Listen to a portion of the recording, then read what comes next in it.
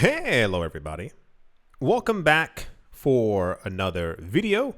Hope you're all doing well and that you're all having an absolutely fantastic day. As always, leaving a like, leaving a comment or multiple comments. Thank you very much to everyone out there who leaves multiple comments every single day. Thank you. All help out the channel absolutely immensely. And without further ado, let's jump right into it. The world's first stock traded Ethereum staking product has launched on the NASDAQ in Stockholm, and it happened on Wednesday. This is another portion of news that I dare say no one was paying attention to. We are consistently getting amazing news from around the world, and a lot of people, for whatever reason, seem to not be paying any attention to it. They said, "We are very happy to introduce a 100% physically backed Ethereum product integrated with staking." This was said by Christopher Koch. I'll say that differently because I'm pretty sure it's pronounced the way that I think it's pronounced.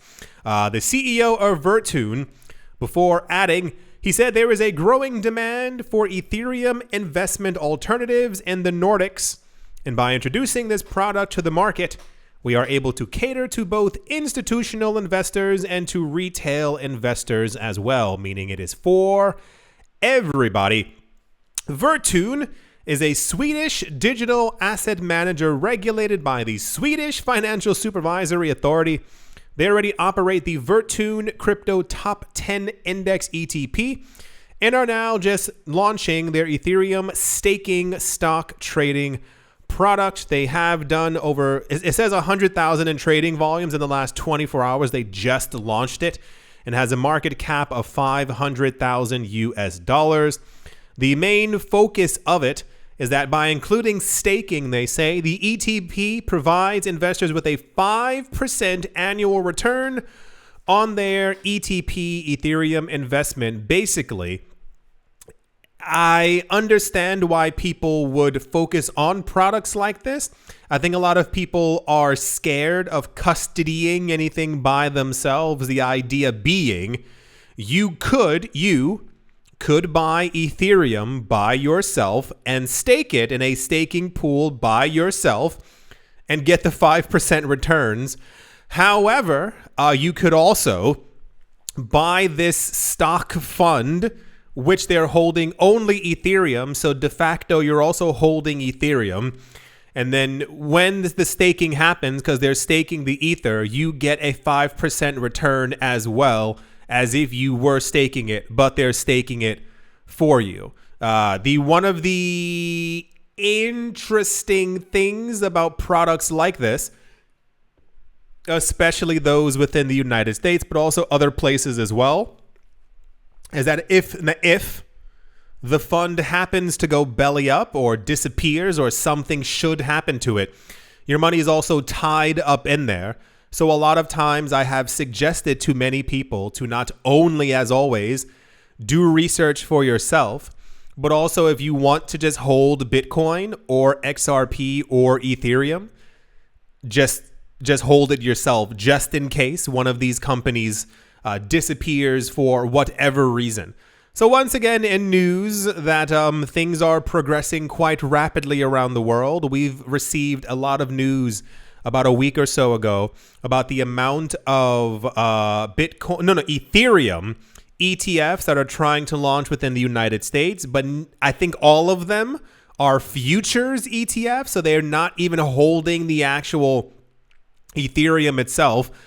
These products that are launching around the world, that are 100 backed by the actual cryptocurrency, are launching all over the place. And I understand that it is not within the States, and therefore apparently the vast majority of people seemingly don't know what's happening in other countries, which I think is a gigantic shame. But similar to the constant Ripple news and them expanding and working with the Bank of International Settlements, et cetera, and no one paying attention. Just understand that cryptocurrencies are here to stay. They're expanding everywhere, and I wish that people paid more attention to things that were happening outside of their country, because everyone else is making tons of money and some people aren't paying attention. That's the Ethereum 100% physically backed staking stock exchange product has launched within Stockholm. And also, I guess it also expands to the rest of the Nordics as well. So, yeah, amazing. Let's move on. Also okay, we haven't heard from this in a while. It hasn't been everyday news like it was before, but I have a feeling it's going to happen again. The pseudonymous lead developer of Shiba Inu, his name is Satoshi Kusama, made an announcement in the official Telegram channel called Shibarium Tech, teasing 3 new partnerships for Shiba Inu that are apparently coming soon.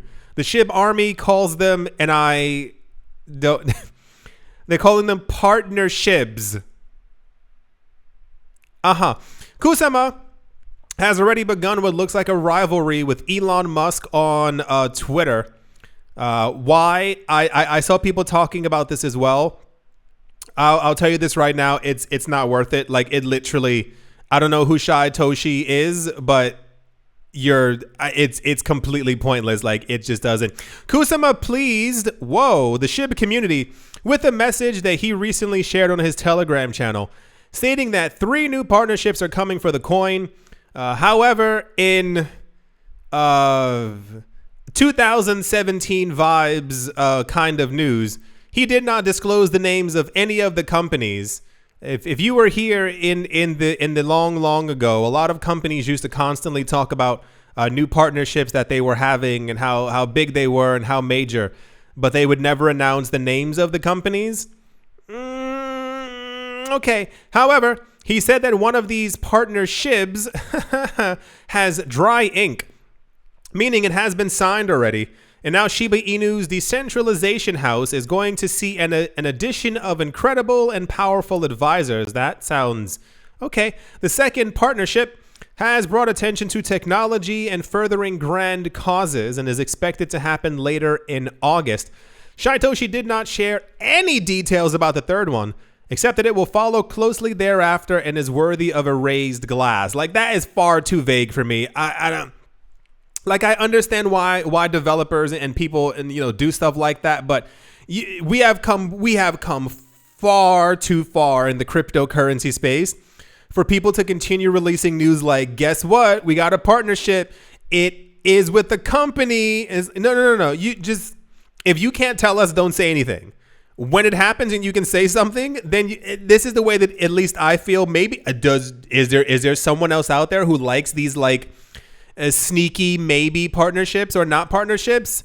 Once again, never forget the whole Justin Sun fiascos where he was like, guess what? We got a huge partnership with Amazon and they were paying to use Amazon Web Services. These kind of things. So Shiba Inu has been in the news a lot over the last year and a half.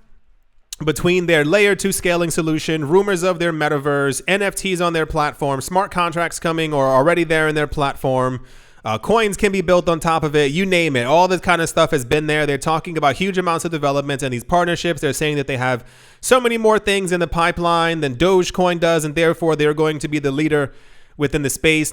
I don't doubt it, but I'm also of the mindset where I'm like, just do it.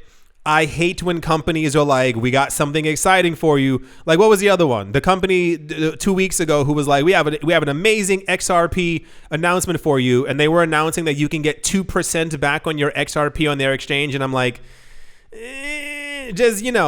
so cool. If you got a big announcement, just announce it. There were rumors in like March that their layer 2 scaling solution was going to launch or was already in the final phases or was being tested by people. I don't appreciate stringing people along, if you will. So hopefully this all launches soon. I know the Shiba Inu community, they keep popping up like algorithmically. Cardano stuff, XRP stuff, Shiba Inu stuff, and there's some other project, I can't remember what it's called, keeps popping up on Twitter for me. So I hope you guys get to your 1 cent or 2 cents per coin. I hope you all become millionaires. But I feel like maybe if all this stuff just launched, you'd probably be a little bit closer. That's the Toshi Kusama is apparently fighting with Elon Musk. Like, just do something else with your time. It doesn't make a lot of sense. And also, apparently, there are 3 partnerships coming up. Fantastic. Yeah. Let's move on. I didn't even have to go that deep into this one. So apparently, Canada's central bank announced that they were having trouble with central bank digital currency adoption. They said that they've been looking into it and they've been looking how other countries are doing, and they can't seemingly find a way that would actually make their central bank digital currency actually like viable, in that they see or believe that a large portion of almost said Canadians already have digital means of payment. Visa, MasterCard, you can tap your phone, you know what's out there. And they said that seeing how the high level of digitized payments is already quite large within their country, the idea of trying to make a central bank digital currency and then trying to figure out a way to get their residents to use it or be incentivized to use it isn't like something that they think that can actually happen. This report also mentions, which is very weird, they mention how like things are going quite well in China with their central bank digital currency, but like those people also don't have a choice. Like, it's not like they're being like, oh, do you want to use this? No, like it's being, they're, I don't want to use the word coerced, but we've heard a lot of news. This was more so last year of like what they were calling airdrops, and like the money was the central bank digital currency within China was being given to people in mass so that they would kind of, you're more incentivized to use it if it's given to you for free. But yeah, like I said, I don't have to go too deep into this one. I'm not really shocked. There have been about 5 different countries who've already launched a central bank digital currency, a digitaler version of their paper currency.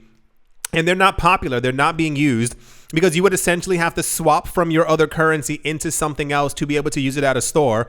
Hope that the store is also taking it when you can just tap or swipe your card or your phone. Why the extra steps? Like it just seems completely nonsensical. And also, once again, central bank digital currencies are just a digitized version of what they already have. So it'll have the same economic policies, except that they'll definitely be able to freeze your bank account in ways that they weren't able to do before. So probably other countries will, maybe if they decide to be honest with themselves, will be releasing information like this over the course of the next couple of years or 2. A lot of other countries are trying to still launch their central bank digital currencies over the course of this year. I don't think they're going to be doing that well because it's not needed. Nobody wants it. There have been like calls and rumors from around the world of people talking about like politicians saying that they're going to try and ban it if people try to launch it within their country. These politicians don't have that much power. You can put forth a bill, but if the powerful people really want this thing to go through, it's going to go through.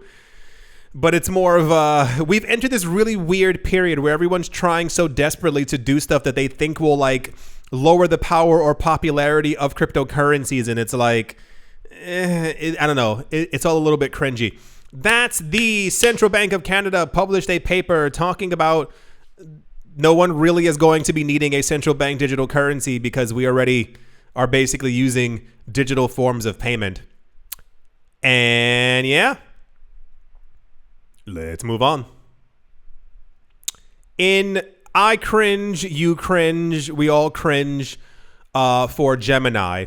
Crypto exchange Gemini has ridiculed the US SEC and their chairman in a video announcing that they were listing XRP on their platform. You might have seen it. There were a lot of like breadcrumbs and clues where they were trying to like, we have a big announcement coming. You guys won't understand what's going to happen with the announcement. And it was like clearly that they were that they were going to be listing XRP. I'm sorry. It's not that listen, I'm not trying to make fun of Gemini, but it's like so many times I see stuff and like, it reminds me of like the 95-year-old like wearing like the baseball cap backwards. Like it's these really weird like, hey young people, look, cryptocurrencies, I'm into that too. It never seems like 1,000% genuine. Like I feel like the Gemini twins are always, I think they've been rich for so long that like normal interactions, like it's kind of like with Zuckerberg, like you know, like he just doesn't do normal human interactions. It's kind of like that. Like I don't know. It's always a really bit weird for me. So anyway, they announced that they were having a big announcement. Everyone was like, you're listing XRP. Like, you won't guess what it is. You're going to list XRP. You guys have no idea what's happening tomorrow. I see the gigantic X is clearly XRP. They announced they were listing XRP. Everyone completely lost their minds.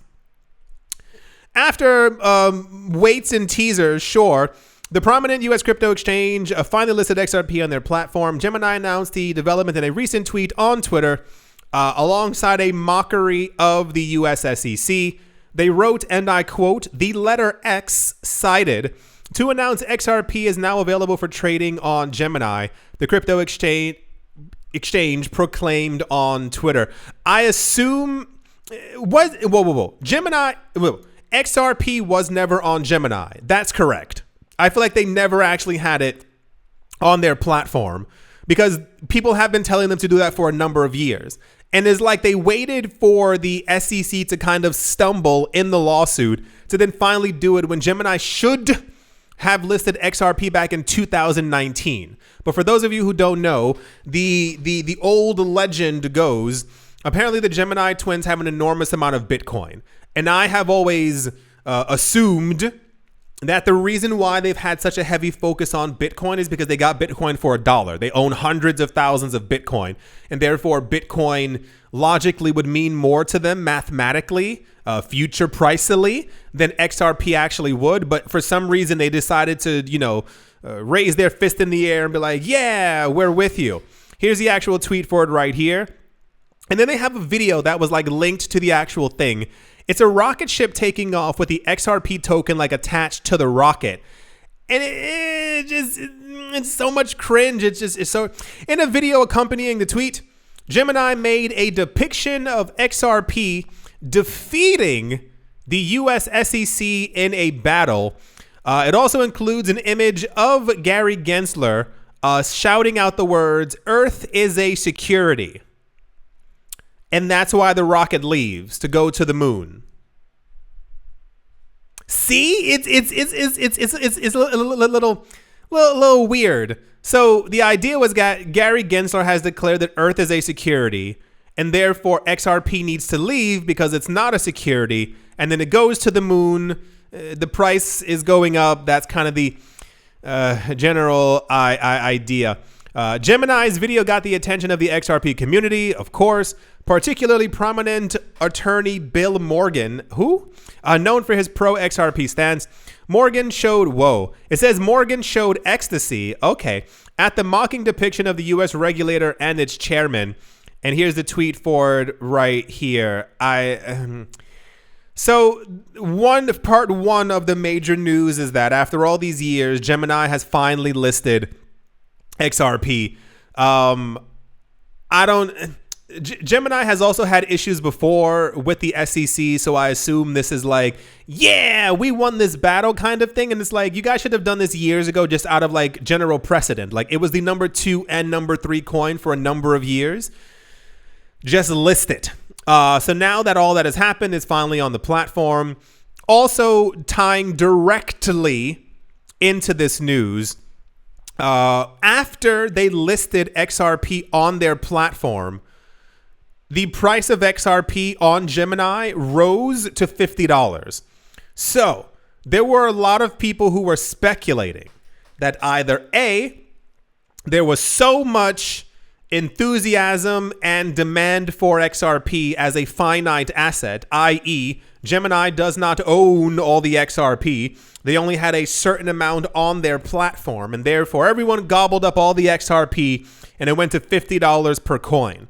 The other side was people were saying that there must have been a glitch or something must have happened or whatever the actual case might be. I haven't dug that deep into how crazy the actual glitch was, i.e., We've had, what do you call them? Flash crashes before on nearly every single crypto exchange. It was quite commonplace a number of years ago. So if Bitcoin was at 15,000 for a good 18 seconds, there might have been a flash crash and Bitcoin's price hit $100. The issue with those flash crashes is that if you had put in a buy order for a $500 Bitcoin, and you said if Bitcoin hits $500, I will buy 10 of them, a lot of these orders actually got filled. And years ago, when it was happening on Coinbase was like, hey, you can't have that Bitcoin. And people were like, I put in a buy order for 500. It hit 100. My buy order got filled and I now own 10 Bitcoin. So I wonder if the inverse happened. I wonder if someone was a smart aleck, had a sell order for $35, and if they ended up having their order filled, or if this was simply something that was frozen immediately after. So yeah, major news, major popularity. Everyone's talking about it. It's going around. Everyone, I guess, loves it. I'm not really sure. The fact that we've gotten this far and there's still a discussion as to if like one of the top coins, it has been one of the top coins for the last 7 years, should be listed anywhere. And I just heard someone say, well, it's a terrible coin, that's why it wasn't listed. What kind of argument is that? Like, I said this in another video. Some of the coins that people have are literal garbage. Like, you are going to lose a tremendous amount of money from these crappy coins that have no partnerships. No one's using them. Their trading volume is like $14,000 a day. Like, actually, it is some of the weirdest stuff in the entire world. How your coin can have no partnerships, no one's using it. Like the face on it is like a raccoon with like a magic wand, and you're like, people are definitely going to use this coin in the future. I don't get it. How you could be so against XRP despite everything that's been, all the signs are pointing to greatness for this coin, and I'm not getting. Maybe people don't want money. I don't know what it is. Maybe I do have some friends. I know they're not listening. I do have some friends who don't like money. That's not even a joke. I have friends who like explicitly, they want to grow up like older, like, and live in a world where like money isn't a thing to them, where they can just simply live free. And I'm like, I don't know how that's going to work for you. But as a friend, I will be here to pat your back when you are 67 and cannot retire because you have no money. I will be there for you, and I'll take them out to dinner and I'll go on walks with them. But when I'm off to Monaco by myself. Okay. Anyway, that's XRP's price hit $50. That's insane. How did that happen? On Gemini News. And yeah, let's move on.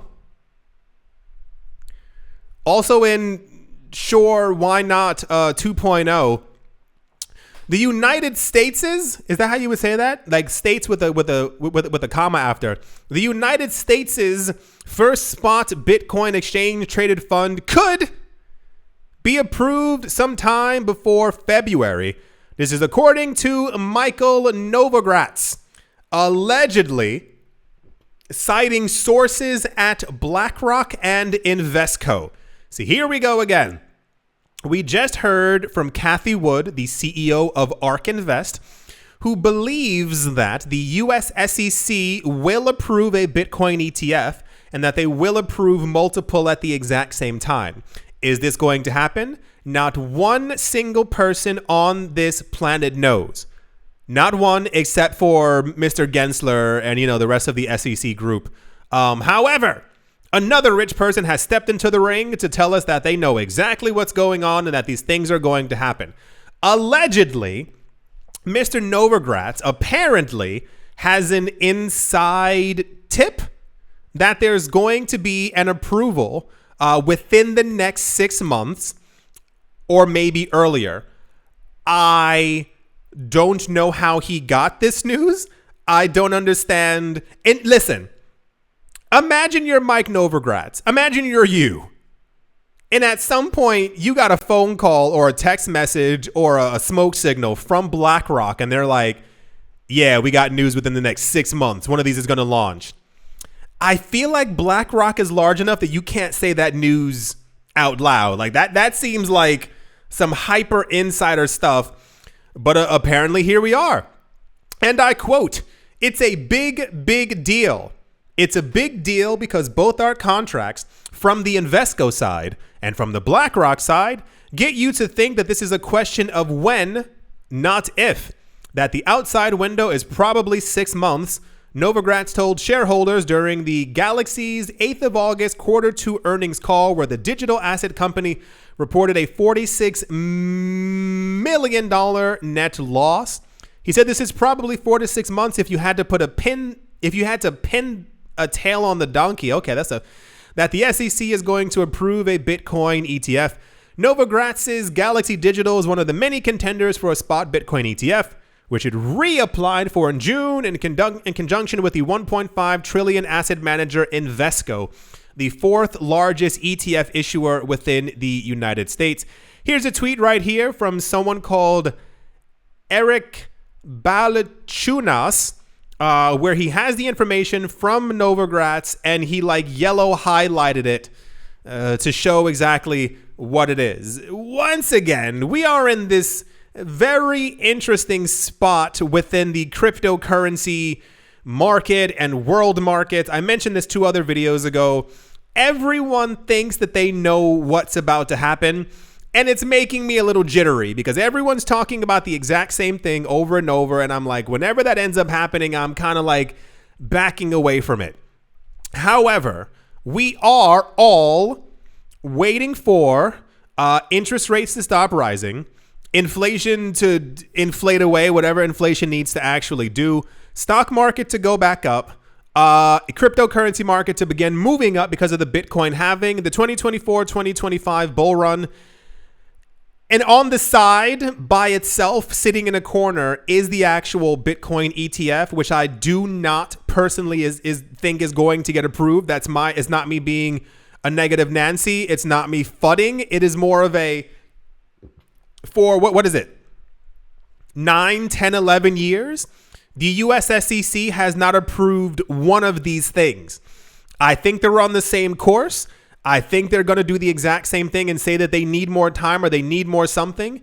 Of course, if one of these gets approved, euphoria.